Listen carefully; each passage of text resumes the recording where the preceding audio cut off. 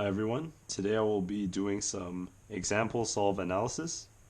I'll be using a couple of solves from Laser Monkey's channel, so shout out to him.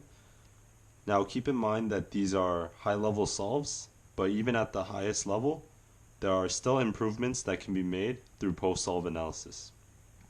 For lower level cubers, who are a bit slower, there will be more potential areas for improvement, and for the most part, the advice would be more generic and less case specific than in this video.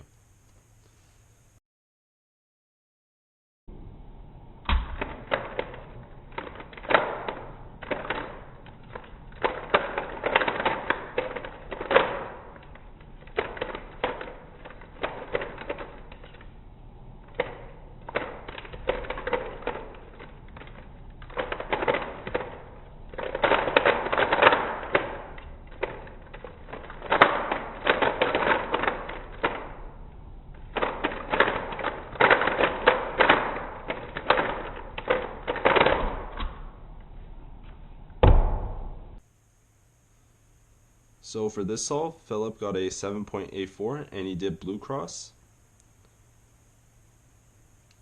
And he solved it like this.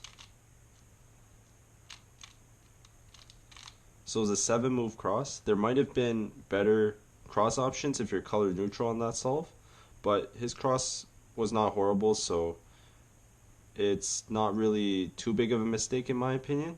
And he was also able to see the first pair here and go right into it after his cross. So far so good, but after his first pair, he does RUR prime kind of in panic as he doesn't really see anything right away. That's something we should always avoid, is doing random moves during F2L when you're kind of stuck, because those moves don't really accomplish anything, and we really want our look ahead to be sharp enough where we don't have to do things like that. So after this, he rotates over and he sees these two and he pairs it up like this. And notice that both these pairs are made after he's done this, but he inserts this one first, and then for this one he rotates over and rotates back, which means he didn't really notice that he paired it. So this is just something that he should be a little more aware of as he was doing the previous pair. So then he goes on to insert this pair like this, which leaves a pretty nasty case for the last F2L pair. An improvement would be to insert it with R prime U2R to leave a better last pair case. But given how he solved it, he has this case at the end and he solves it like this. I prefer a different way of solving that case, but his way is definitely acceptable. And then the last layer is pretty straightforward.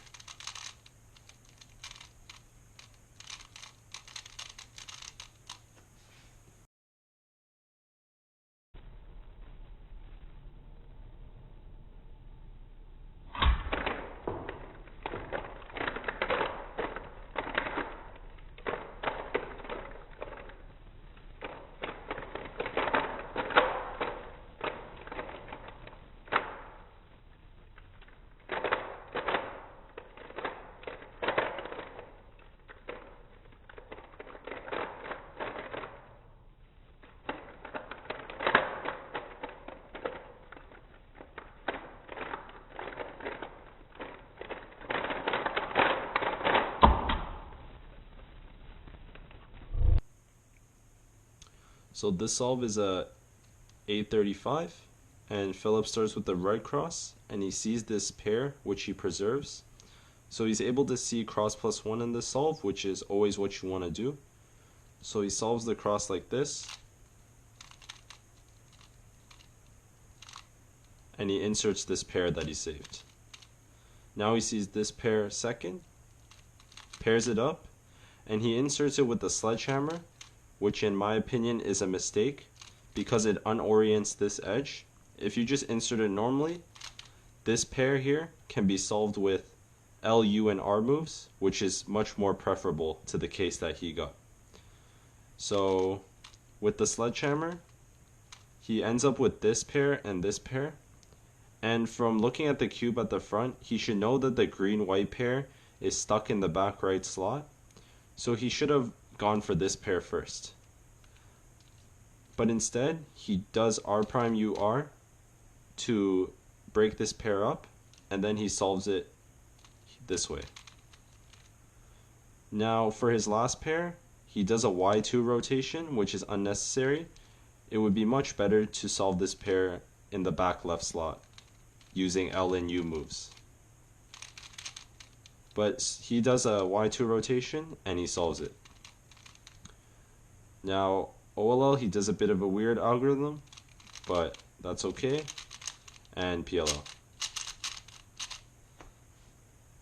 So in general, higher level solves still have minor mistakes that can be analyzed and improved upon.